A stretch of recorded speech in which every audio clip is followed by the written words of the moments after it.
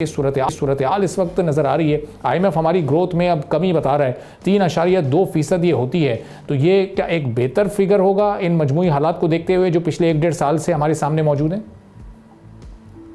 بسم اللہ الرحمن الرحیم. دیکھیے IMF کا جو شرح نمو کرنے کا میرے خیال سے سب سے بڑی وجہ یہ ہے کہ سیلاب کے اثرات تو ہوئے ہیں, اور یقیناً اس سے ہمارا جو کراپ سیکٹر ہے, یعنی کہ اب آپ دیکھیے کہ خطرہ ضرور یہ ہے کہ کچھ کمی ضرور آئے ہوگی ہمارے آؤٹ پٹ میں مختلف کراپس کے, اور تو اس کی وجہ سے, اور دوسری طرف جب آپ کے ایکسپورٹس میں کمی آ رہی ہے تو جو مینوفیکچرنگ سیکٹر میں ٹیکسٹائل کا کافی بڑا ویٹ ہے, اور اگر وہاں کچھ کمی آ رہی ہے ایکسپورٹ میں تو پروڈکشن میں بھی کمی آ رہی ہوگی, اور اس کے نتیجے میں بھی شرح نمو جو ہے ہمارے صنعتی شعبے کا وہ اس وقت اچھا خاصا ہے, مگر وہ بھی کم ہو سکتا ہے.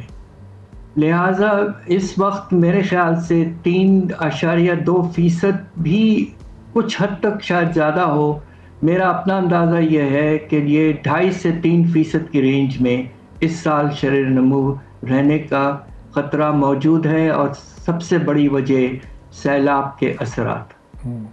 اور حفیظ پاشا صاحب, یہ جو ایکسپورٹ کا فگر ہے چونکہ یہ مستقل کم ہو رہا ہے, امپورٹ بڑھ رہی ہیں, تو یہ ٹریڈ ڈیفیسٹ بھی ہمارا بہت زیادہ بڑھتا جا رہا ہے. ابھی یہ 6 مہینے میں $19 ارب تجاوز کر گیا, تو یعنی سال کے بعد ہم $40 ارب کے خسارے میں کھڑے ہوں گے, ریمیٹنسز ہماری ساری ادھر بیلنس ہو جائیں گی. تو یہ صورتحال اس وقت کتنی چیلنجنگ ہے, اس سے کیسے نمٹا جا سکتا ہے؟ یہ بہت اہم آپ نے سوال کیا ہے, اور واقعی بہت پریشانی ہے. مگر اگر آپ ہمارے برآمدات کو دیکھیں تو جو نمایاں طور پر کمی آئی ہے تقریباً 40% سے بھی زیادہ, وہ چاول کے برآمدات پہ ہے.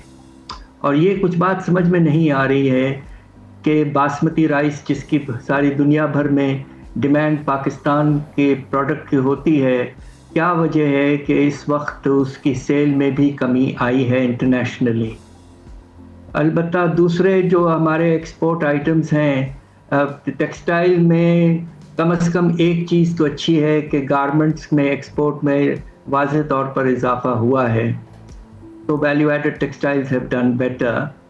مگر بات یہ ہے کہ پاکستان کا جو ایکسپورٹ کا جو والیوم ہے اور ڈائیورسفیکیشن کم ہے, اس کی وجہ سے اب مشکلات ہمیں پیش آنا شروع ہو گئے ہیں, اور ہمارے جو ایکسپورٹرز ہیں وہ کافی پریشان اس وقت موجود نظر آ رہے ہیں.